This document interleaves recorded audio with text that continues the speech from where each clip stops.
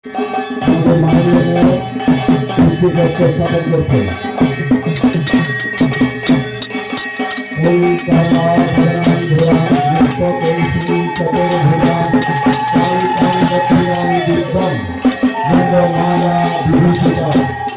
করে এই এলাকার অনেক দিনের প্রত্যাশা ছিল যারা ধর্মপ্রাণ ব্যক্তি, যারা ধর্ম চর্চা করেন বা ধর্ম নিয়ে ধর্ম সংস্কার বা সামাজিক ধর্মকে সমৃদ্ধ করার জন্য কাজ করেন, তাদের কাছে একটা বড় প্রত্যাশিত দিন, খুব আনন্দের দিন যে প্রায় 1952 সাল থেকে এই কালীমাতা পুজো এই জায়গায় হয়ে এসছে।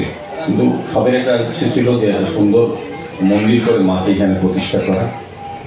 এবং আজকে আমি বলবো যে বহুদিন পর এই ক্লাবের সঙ্গে যারা যুক্ত আছেন বা এই এলাকার যারা ধর্মপ্রাণ ব্যক্তিরা আছেন তাদের সহযোগিতায় বা তাদের চিন্তাভাবনার মধ্যে এই মন্দির প্রতিষ্ঠার আজকে আনুষ্ঠানিক মাঙ্গলিক অনুষ্ঠান হয়েছে, ভূমি পূজন হয়েছে।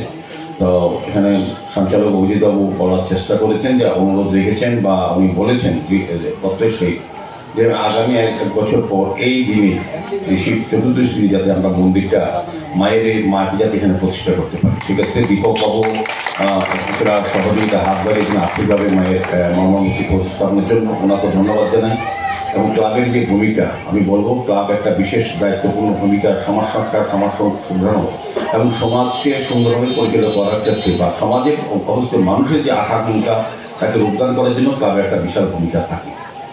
সামাজিক দায়িত্ব, সামাজিক কর্তব্য হিসাবে মহাবীর ক্লাব বহুদিন ধরে সারা বছর ব্যাপী বিভিন্ন কর্মসূচির মাধ্যমে মানুষের প্রয়োজনে মানুষের পাশে থেকে তারা কাজ করছেন। এটা একটা বলবো মানুষের এই এলাকার মানুষের না, সারা এই সংলগ্ন এলাকার মানুষের একটা বহুদিনের আশা আকাঙ্ক্ষা বা দাবি বলতে পারেন, যে মায়ের সুন্দর মন্দিরে প্রতিষ্ঠা করে তারা যাতে পুজো অর্চনা সুন্দরভাবে করতে পারেন। সেভাবে তাদের আশা আকাঙ্ক্ষাকে সম্মান জানিয়ে এই ক্লাব এই কাজ আজকে থেকে শুরু করেছে। এটাতে আমি এই এলাকার বিধায়ক হিসেবে আমি বলবো বা মায়ের একজন ভক্ত হিসাবে আজকে শিব চতুর্দশী দিনেও যেমন আমরা শিবের আশীর্বাদ আমরা যদি প্রার্থনা করি, আমরাও বলবো শিব যেটা বলেছেন যে শিব বলতে ভগবান বলতে না, মানুষদের বুঝি, মানুষের আশা যদি পূর্ণ করতে পারি তবে কিন্তু ভগবান দর্শন আমরা পাবো। আগামী দিন শিব চতুর্দশী যাতে ভগবান দর্শন সুন্দর পেতে পারি, আমার সহযোগিতা যত আছে আমি করে যাচ্ছি।